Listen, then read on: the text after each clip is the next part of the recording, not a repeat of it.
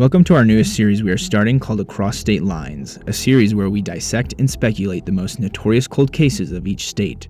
For our debut, what better place to start than from the top of the order, Alabama. What should we say? What's like a sophisticated-ish thing to say? Something that encapsulates who we are and why we're doing this. Just two guys who think that unsolved crimes are fascinating. Yep, just two dudes who have a yearning for justice. I guess what you just said. I'm Sean. I'm David. Perfect. That's all you guys need to know. The Brasher-Dye disappearances. March 3rd, 1956, Jefferson County, Alabama. Two brothers, Billy and Robert Dye, and their cousin, Dan Brasher, were spending their rainy Saturday night at Dan's mother's cabin. Later that night, they left the cabin to go to some common party and drinking spots. At this time, Robert's wife, Audrey, was with them. Witnesses report that an argument broke out between the three. At 1:30 a.m., they returned to Robert's home to drop off his wife. First of all, kind of baller that he's like, all right, yeah, wife, you can come with me, and then now it's time for the boys. Like, we're going back out or whatever, right? Saturday night is for the boys. They then went to Billy's girlfriend's house for a party. According to witnesses, they encountered a local bootlegger at the party. Even though the 1933 prohibition on alcohol was no longer in effect, moonshine and bootleggers were thriving in Alabama. And I think it's because there was taxation on the alcohol that was being sold. It was like some crazy tax. So these hillbillies are just like, we'll make it ourselves and not get taxed or whatever. It was a lot of poor farmer people that were doing it. Gotcha. So kind of a way to like ban it without banning it. Kind of, yeah. Okay. It's kind of like what there's some country that's doing that with cigarettes. We're like, instead of banning it, we're just gonna jack up the price. Or like even marijuana, where it's like, instead of banning it, we'll just profit off it and you buy it and we tax it. Bootlegging was no petty crime either. It pioneered organized crime in the U.S. And then, so there are what you would call a mule equivalent of a moonshiner, like transporting the moonshine. What they would do is they would deck out their cars, like the suspension, the exhaust, make it go faster to outrun the police so they wouldn't get caught. And that directly led to what we now have as NASCAR. So, like, actually? Yeah, so NASCAR is directly derived from bootleggers jigging out their cars to escape the law, which is pretty cool, actually. Bootlegging hillbillies. Exactly. Fast and Furious in the 50s, bro. That's actually sick. Rumor had it, the three men had been stealing from this bootlegger. Dan's mother's official statement has the three men returning to Dan's mother's cabin anywhere from 2 a.m. to 3 a.m. just to go back out on the rainy night in Billy's green 1947 car. Fantastic idea while you're wasted. No, yeah, really. And I doubt that they cared about designated drivers at that moment, right? Yeah. Little did anyone know, the car and these three men would never be seen ever again, leading to Alabama's most notorious cold case. Having said all that, let's look into some theories that could possibly explain what happened to the fate of these three men that dreadful night. Theory number 1. The three men died in an accidental car crash. If you remember, it was a Saturday with heavy rain all throughout the night. Not to mention it's most likely the men were heavily intoxicated from all the drinking and parties they were going to. Just to add fire to the flame, the road they were last thought to be driving on is in the middle of nowhere with barely enough room for one car, and even less illumination. One misinput and the car is off the road, plowing through the trees. And I mean, you saw the road they were driving on. It's in the middle of nowhere. Oh my gosh, it's so bad. Like, imagine a dirt road, only one car can fit, and you're just surrounded by walls of huge trees. Now imagine that. You're wasted. You got two more idiots in the car with you who are your buddies, and it's raining. Like, the odds they even got out of, like, down their street, if they did, is remarkable, because I can't think of a worst case scenario of driving. And I mean, correct me if I'm wrong, but there were all sorts of like little lakes and streams, bodies of water, like things that would have been flooding while it's raining, right? No, yeah, where they lived was surrounded by tons of bodies of water. So it's like the road could have very well not even been a road at that point and just been flooded water. Awesome. Yeah. Recipe for success. Yeah, exactly. It's also worth pointing out that the area in which they lived is surrounded by bodies of water. Driving on slick, sketchy roads while drunk, they could have fallen off the road, crashing into trees and shrubs, killing all 3 men in the process, just for their car to land in some water and sink to the bottom, never to be seen again. The only setback with this theory, however, is the fact that the search parties covered 20 to 25 square miles looking for the men in their car, even using an airplane to get an aerial view over 3 counties, just to turn up nothing. And so I looked up the probability of someone crashing their car and the person nor their car ever being seen ever again. Okay. It's incredibly rare that happens, much less 3 dudes never seen again, right? Interesting. All right. So you have a huge search party, you get a plane involved, you're looking in every nook and cranny of a 25 square mile radius, and you don't even turn up a single shred of evidence. So, I don't know. Yeah, I mean, I don't know how good airplane footage was in 1956. True. But I imagine it's not exactly in 4K. So whatever they picked up, Well, could maybe have been that useful. I don't think they're doing cameras. I think they're literally looking out the plane. Oh, that's Like even they're looking worse. down to see if they find a green car at the bottom of a lake or something. Yeah, one doofus with glasses, and it doesn't even matter anymore. So I don't know. It makes the most sense that it is this, but then why haven't they found anything? Right. I mean, you would think, especially if they went off the road. I mean, how far can you get off the road into a thick set of trees without anybody finding you? Well, that's the thing. If they were to go off the road and crash into the trees, you'd see like absolute destruction. It'd be like these nice some obvious row of damage. trees, Yeah. and then there's like, well, something happened over there, but nothing. So if it weren't for the fact they didn't find anything, if maybe like a broken headlight was found, I would probably almost say with certainty they just crashed. Yeah, we might not even be talking about this. They found a headlight. Yeah. We'll go on to theory number 2. Okay. Theory number 2. Billy, Robert, and Dan were murdered by local bootleggers for stealing from them, and their car was buried under a new highway. This theory is perpetuated by O.M. Raines, a state investigator involved in the case through 1975 in the missing men's families. The theory goes, after having come in contact with the bootleggers at the party, they were shot and killed for their reckless thievery. The world of moonshine had a strict regulation of not stealing the merchandise, but after a big whiskey hijacking happened, the Dye brothers and Dan were suspects. Dan Brasher had served time in prison for his assisting in the trafficking of bootlegging. Billy was also suspected of being a mule for the moonshine industry. Police followed his trail the days leading up to his disappearance to find he had come in contact with a suspected kingpin of bootlegging. Witness statements of gunshots that night make people think they were killed in an execution style at the party. Reports of knife attacks and fights within the moonshine community made it clear that the bootleggers at this time were having troubles.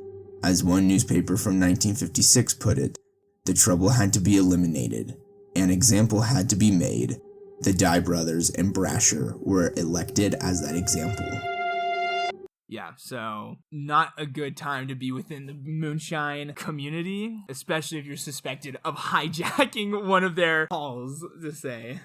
And now you've been elected to be an example, shot execution style. That would suck. That would kind of ruin your day. There's this website I found. It was just literal scan of the 1956 newspaper. Oh, what the heck? Yeah, Okay. and it said that. I was like, dude, they're writing straight heat in this Yeah, newspaper. Someone writes that today, you're getting canceled. Absolute bars, bro. Yeah, that's crazy. A neighbor who lived across from the house that was having the party stated that around 2 a.m., some guys came out of the house and made a line, passing buckets full of water into the house, potentially to clean up the killings that had just taken place. Shortly after, the neighbor reports seeing men with pickaxes and shovels pile into 2 cars, one of them being Billy's green Ford. One of the cars eventually came back. It wasn't Billy's. Disclaimer, I found one source talking about this neighbor seeing these dudes go in the car. And how legit is this source? Was it like Well, so this source had some other claims about a person going into a local store the next day asking, do they have products that can clean blood and stuff like that? And I could not find any other source to corroborate any of this. And they didn't have their sources listed either. So I'm like, where are you guys getting this? So Kenny in his mom's basement just like contributed this to our. No, yeah. case. Awesome. Yeah. So there were reports that, yes, a neighbor saw people bringing in buckets of water into the house. I found a couple sources that corroborated that. Okay. But men going into the car with pickaxes and shovels and stuff, Nothing. not a single one. Yeah. Okay. So Alright. take that how you will. Oh yeah, that also doesn't make any sense with Dan's mother's timeline. She said she witnessed them come back at 2 or 3 a.m. and get into Billy's car, right? Okay. Yeah. But if this neighbor is saying, no, I heard gunshots at 2 a.m., he's insinuating they died at 2 a.m., then what the heck did Dan's mother see or whatever, right? Okay. You know. So what? it's like Okay. the timeline also doesn't make any sense with this neighbor. Could they have been murdered at this party? Sure. 100%. Okay. Yeah. But this supposed neighbors where it kind of starts to really fall apart fast. Police got bombarded about sights of a car being buried underneath the new construction of Highway 79 in Pinson shortly after their disappearances. Pinson is located 40 minutes away from Jefferson County. However, it wouldn't be until 17 years later, in 1972, that they finally took heed of these tips and investigated. It took him 17 years. Yeah, isn't that crazy? 17 years. And I mean, if you're getting bombarded, I mean, is the word we use. So I'm assuming it's more than one or two people just being like, hey, I think there's a car buried under the friggin' highway. Well, think about it. You get one call. You have no evidence on this case. Like, you have zero leads besides, they're probably killed because the police at this time in the 1956 paper, they're the one pressing the idea that they were killed for some bootleg-related reasons. So this was the police's theory. But they have nothing to go on besides that. Then you keep getting these tips of, yo, we saw what looked to be a green car getting buried underneath this highway. Maybe you should check it out. And what do you happen to be looking for? A green car, yeah. Wow. And you know what the police are like? Nah, we're good or whatever. No sense. So it took them 17 years. I don't know what the police were doing at that point. Well, neither do I. Tom Glore, Jefferson County's new police commissioner, ordered them to drill through the highway. 3 years later, he and the Navy used their radars to check the other side of the highway. The radars indicated a big metal something was under the highway. Metal fragments from 22 feet under the highway were sent to the FBI for identification, while they found traces of what looked to be car oil under 44 feet of the highway. Both leads led to dead ends. So you have these people saying, there's this car under there. Please don't believe them for 17 years. And they're like, okay, we'll go check it out. And they have scanners that are like, yo, there's something metal buried beneath here. What is it? They send it to the FBI, what looks to be car oil, and it literally leads to nothing. Like, what are the odds? I'm not buying that. I'm not a huge, government conspiracy deep state guy, but I mean, come on. It's a huge chunk of metal. At least it's huge that you can tell, right? Yeah. So what's the excuse then? Yeah, so the paper says it was pipe and wire. That is so bad. No. But you have to think, these are like high-end metal detectors. The Navy, right? Okay. I mean, yeah. And it's like, oh, there's something giant under here. Like a giant piece of metal. And it turns out to be a pipe and some wire. Unless the wire was spread out, so it was covering a ton of surface area, and that's why they thought it was big. Other than that, I can't think of why it would have indicated there was something huge. Yeah, I don't know. I don't like it. Oh no, David, I just got a notification. BYU lost in basketball. You know what? It's okay. It's okay. It's always next year, next 20 years. Yeah. So it's also interesting. So they dug, and 3 years later, they had the Navy come in. So they dug, and they didn't find anything. Then 3 years later, they tried again, brought in these radars, like, no, there is something under here. Sent it to the FBI, and they're like, it's a pipe and some wire, bro. What took them 3 years? I don't know. So I think they dug and were like, no, see, nothing's under here. And they kept trying to find new leads. Like, the only lead we have, we might as well beat this dead horse. Go all the way to the highway. Like, we're ripping through that. Makes sense. With years of unanswered questions, 1984 would bring a big break to the case. An ex-convict named T.J. Chambly confessed to the police that he had helped hide the bodies and the car of the three men in an abandoned mine in Trafford, a city located 40 minutes away from where the men were last seen. However, after being questioned by authorities, his story had many inconsistencies and led to zero arrests nor evidence. Awesome. So one thing we're going to probably see a lot in these cases is criminals have a propensity to claim crimes they didn't do, like for clout. That's the only reason I can think, because I'm like, why else would you do that? There's plenty of cases where it's like, oh yeah, my prison mate said he totally murked insert name here, and they weren't even in the same state, and it's like, bro, why would you say that? I mean, maybe our man TJ, you remember that one Florida story of the guy who like walked into a bank for armed robbery or something to get away from his wife, and they ended up putting him on house arrest. Yeah, and they put him on house arrest until he died. I mean, maybe that's what TJ was trying to pull. Yo, he's like, dude, I cannot be with this. Maybe he's with his family or something. Yeah, that'd be hilarious. I'm just saying. But it also doesn't make any sense. He's an ex-convict.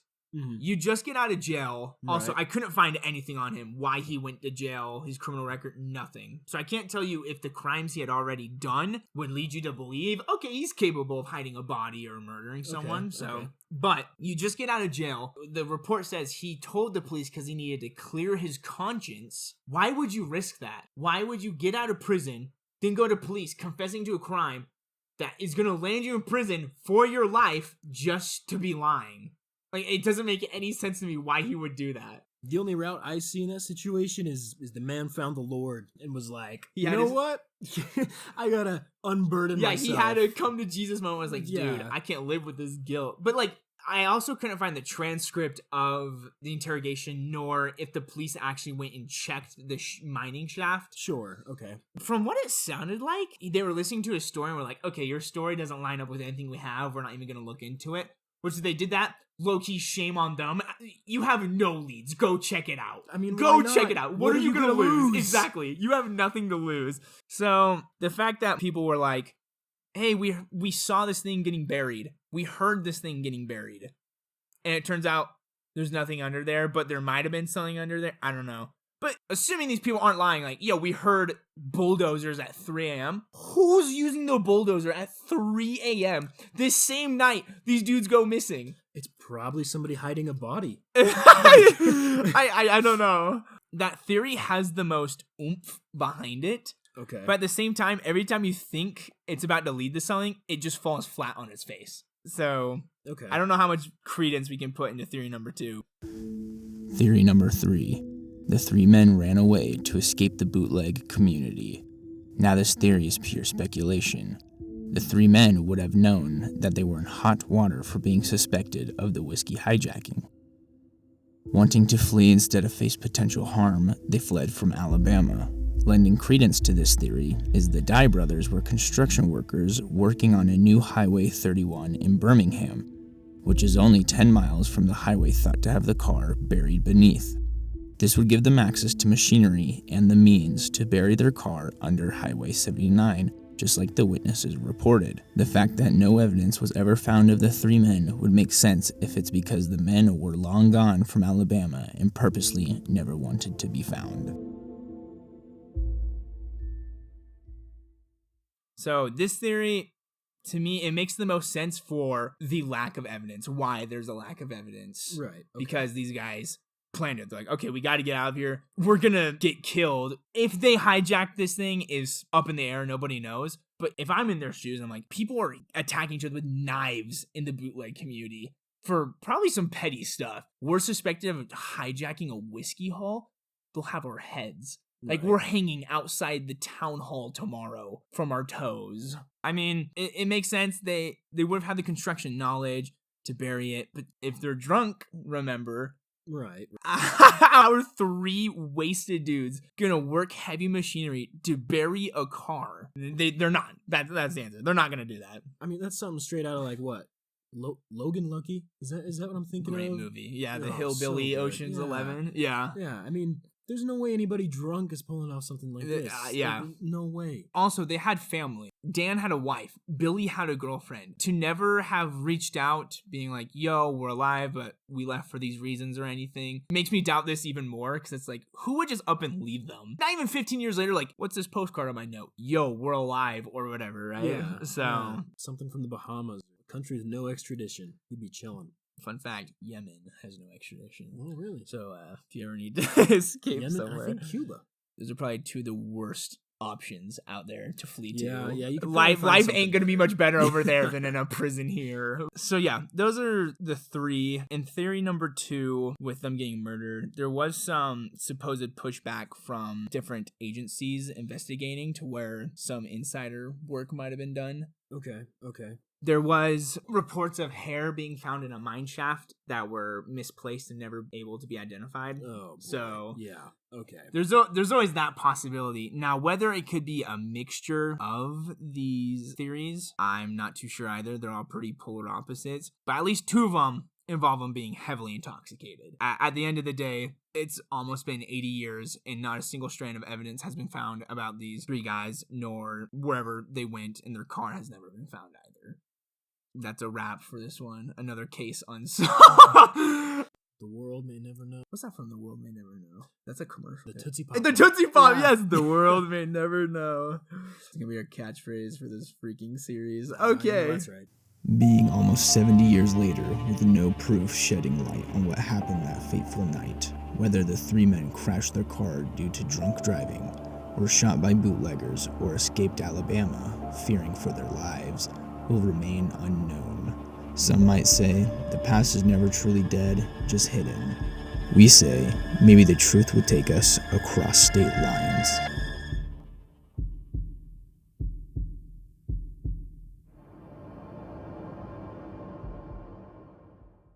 So, yeah, that is the end. Thank you guys for listening, if anyone is listening.